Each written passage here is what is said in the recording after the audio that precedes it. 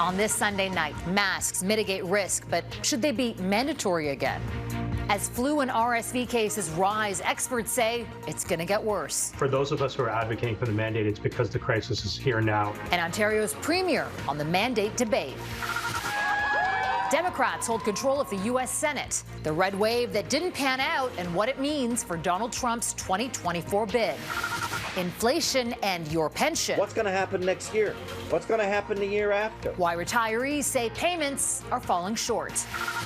Missing for a century, but never forgotten. It's quite an incredible moment. Solving the mystery surrounding a young Canadian World War I vet. Global National with Farah Nasser. Good evening, and thank you for joining us. Being required to wear a mask is a harsh reminder of what Canadians don't want to experience again. Traveling back in time to the beginning of the pandemic, each day adding that extra layer of protection to keep you and your family safe. But with an acute triple-demic surging of COVID-19, the flu and RSV, and overwhelmed hospitals and healthcare staffing shortages, the debate is back. It's political, it's personal, and it has many divided. Tonight, Sean O'Shea explores if mask mandates are in our future.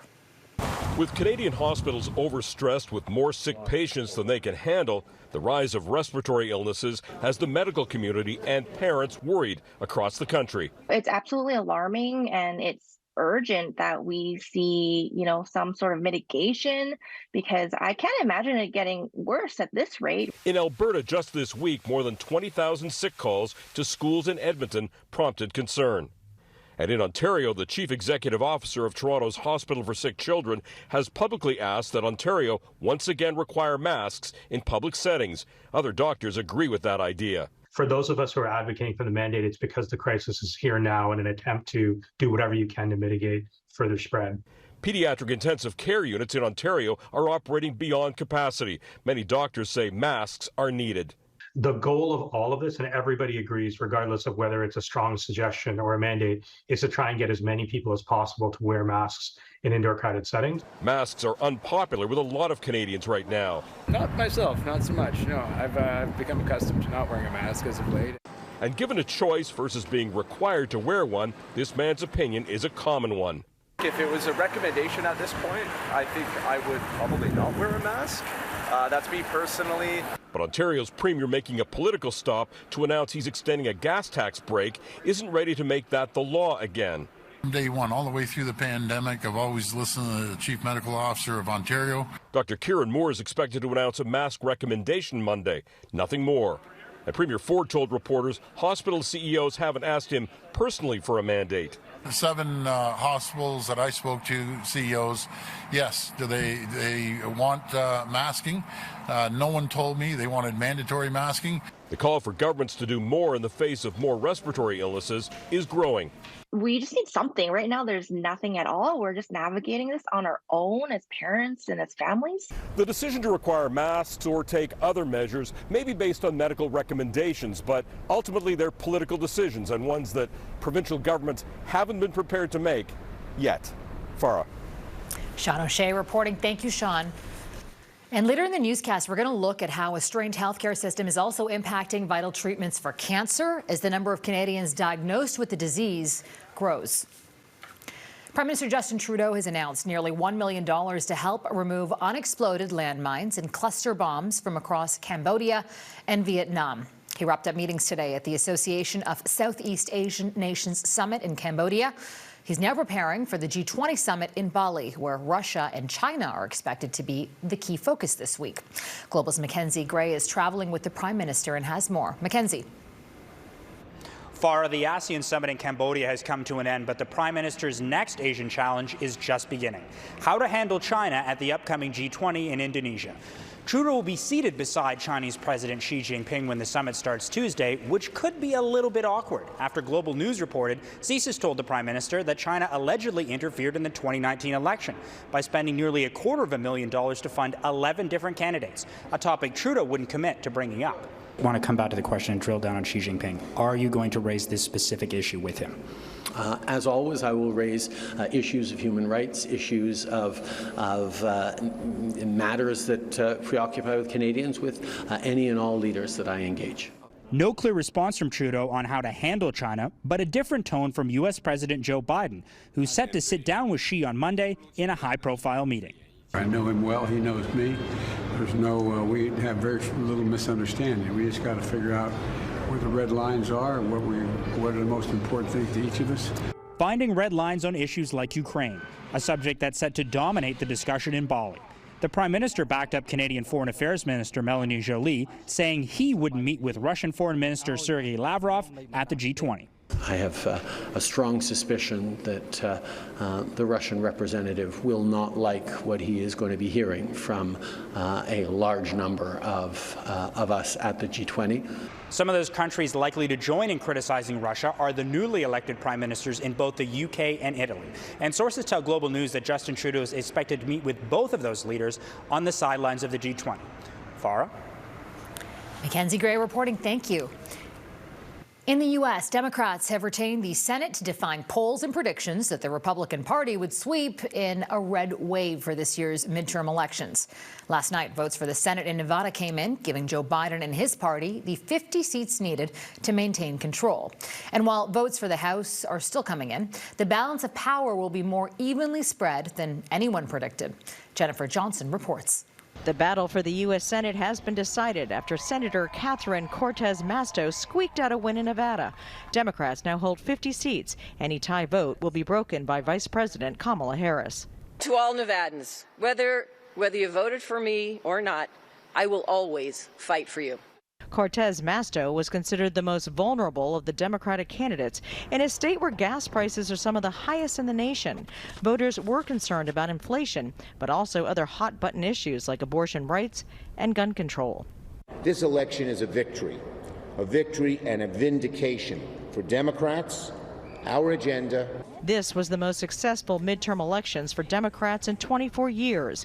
Most GOP candidates endorsed by former President Donald Trump lost. Many prominent Republicans are pointing the finger directly at Trump.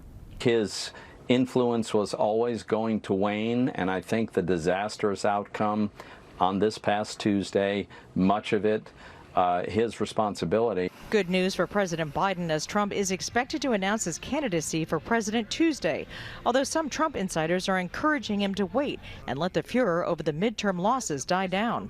Other former Trump supporters are publicly hinting they will not back him this time. Our party should be about the future. I think our next candidate will be looking to the future, not to the past. Democrats are still optimistic they can hold on to the House, although several still undetermined races are leaning Republican.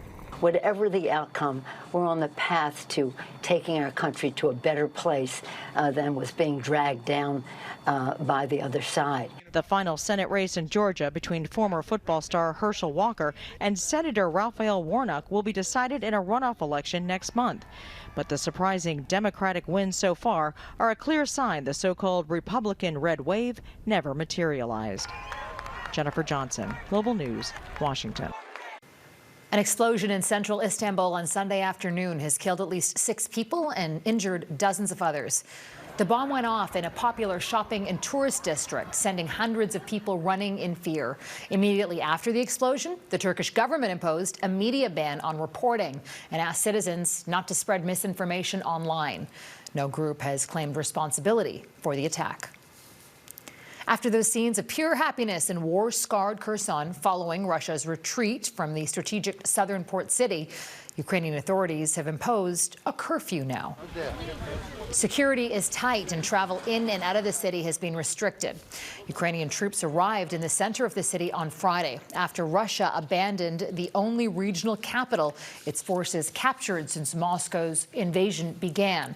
But the situation is still tense. There are rising fears Russian troops digging in on the other side of the Dnipro River will resume shelling in the coming days. The push to protect Canadian pensions. Coming up, what the grueling rise in living costs mean for this country's retirees. Canada's historically high inflation is making life difficult for many Canadians who are already finding it tough to pay the bills. The rising cost of living is even outstripping payments to some retired Canadians whose pension increases are traditionally tied to inflation. Ross Lord reports. For retirees, discovering pension payments are falling short is a slap in the face. What we're saying is we paid for this. We have deferred salary, basically, and that was for retirement purposes. Clifford Kennedy is among 18,000 New Brunswick government retirees who learned instead of the 5.56% pension increase to cover the full cost of inflation, they'd only get 5.24%. Still a bigger bump than many private sector employees receive, and more than retired public servants in some other provinces. But the shortfall has created doubt for the future. And it's not because of the amount, it's the principle. What's going to happen next year? What's going to happen the year after? The New Brunswick Public Service Pension Plan says its funding ratios, which rely on stock market investments, don't currently allow for full indexing, but it says the remaining portion might be delivered in future years. There's better news for federal retirees. 500,000 former government workers and ex-RCMP and military members will receive full indexing. Pensioners will be receiving an indexation increase effective January 1st, 2023 of 6.3%. The Public Service Alliance says the average pension benefit of almost $34,000 a year will increase to almost $36,000, $2,000 higher. Those retirement raises are the envy of current federal workers.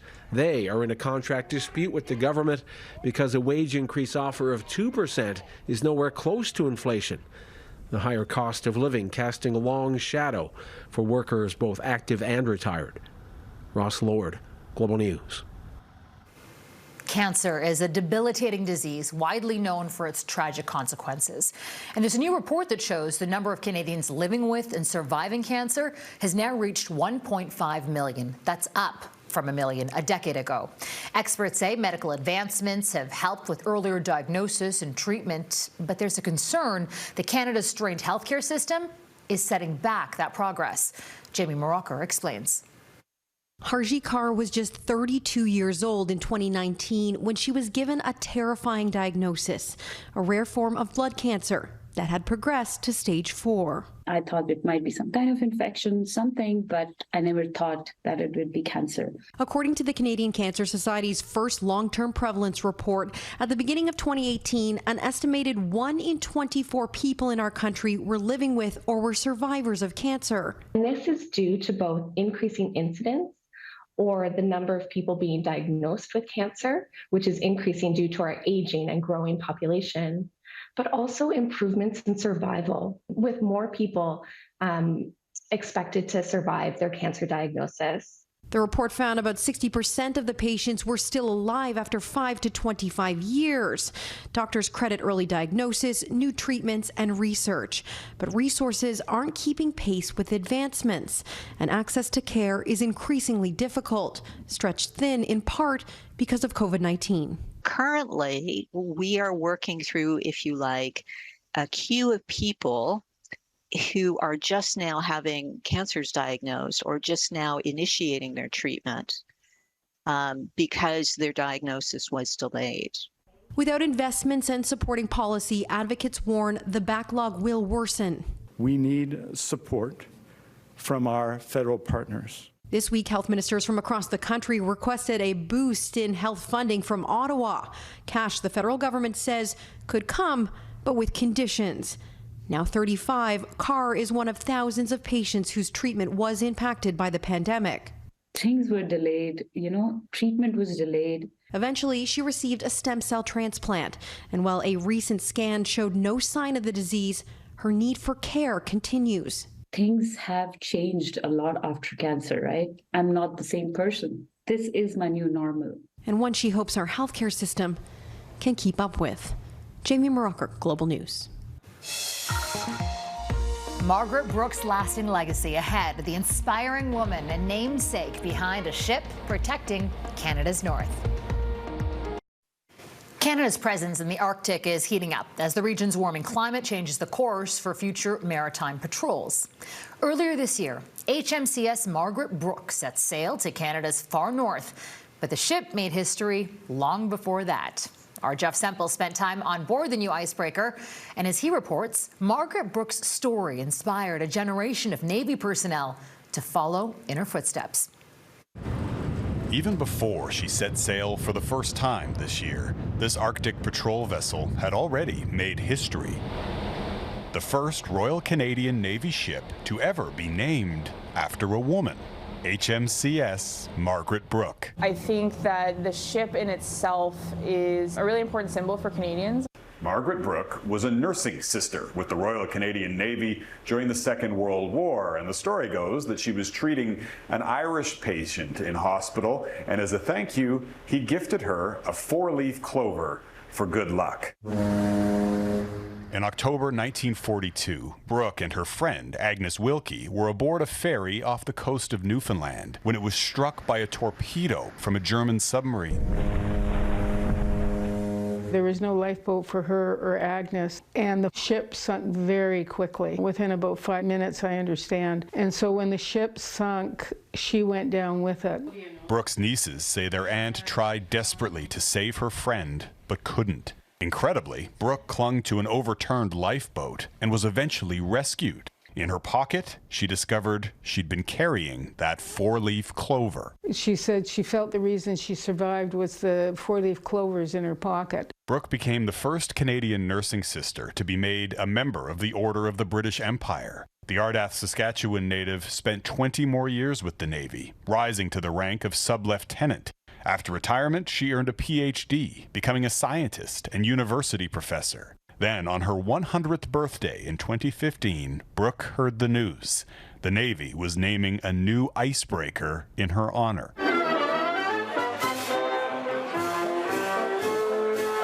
Brooke died the following year.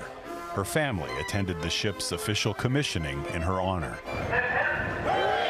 She always felt that women had to work extra hard in order to get equivalent recognition. And the fact that they were recognizing her this way, it was a confirmation in her mind that, you know, her contribution had been recognized. She went on and did some great things in the Navy and within her career after the Navy. She was a trailblazer for women. Margaret Brooke will transit belt straight. Nicole Robichaud is the ship's commanding officer, one of only a few female commanders in the Navy. Steer 078. And many of the senior officers are also women. It actually is incredibly important, especially to, you know, young women who maybe haven't pictured themselves being in the military before. And for the first time, these sailors are letting their hair down. During our visit this fall, the Navy updated its dress code, allowing sailors to grow and color their hair, even their nails. It seems like a small thing to be able to paint your nails and dye your hair different colors, but it actually has, I think it's a really significant indicator of where we're moving to in the future. And the kind of spirit of this is that we're being more inclusive as a Navy. Commander Robichaud likes to think Margaret Brooke would be proud and that she's watching over them. Hanging outside her quarters is a gift from Margaret Brooke's family, her old locket containing that same 4-leaf clover. We always thought it was good luck charm. Yeah. So that was important, so to keep them safe. A source of comfort and inspiration from a woman who spent a lifetime charting a new course. Jeff Semple, Global News, aboard HMCS Margaret Brooke. Leaving no one behind. Next, a lost Canadian soldier is found more than a century later.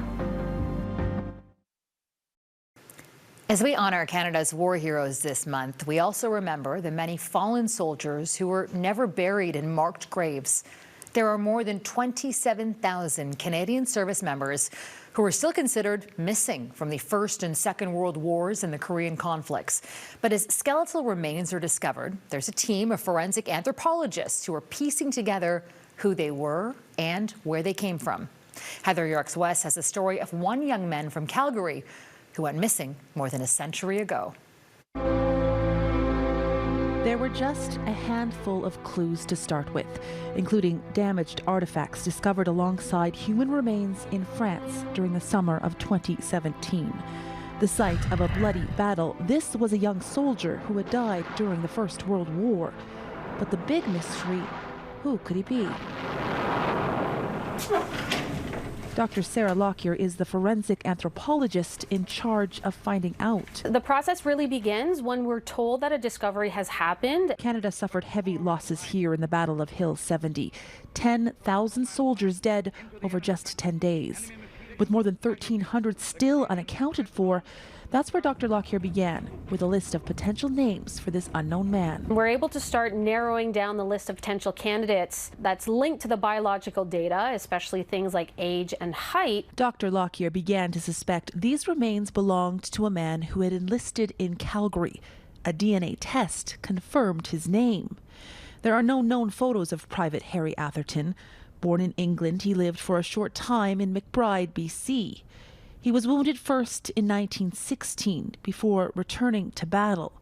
He died at age 24. It's quite an incredible moment to be able to say that we have been able to return this person's name and their face to them. Private Atherton was a member of the 10th Battalion Canadian Expeditionary Force, which is actually perpetuated by 2 regiments serving in the Canadian Army today. It means that even more than a century later, Private Harry Atherton is considered one of the Calgary Highlanders' own. And so it will be members of this regiment who will travel to France next year to be present when this soldier is finally given a proper burial. I think it's going to be a deeply emotional and profound journey for those soldiers that do get to go over to France. I hope he's reassured that members of his regiment are coming together to take care of him today. Missing for 100 years, but never forgotten. At last, finally, able to lay at rest. Heather Urix West, Global News, Calgary. And that's Global National for this Sunday night. I'm Farah Nasser, and I want to thank you for spending part of your evening with us. Tonight's Your Canada is this great horned owl in Long Island, Newfoundland and Labrador. Donna will be back with you tomorrow. Until next time, take care of yourselves and each other. Good night.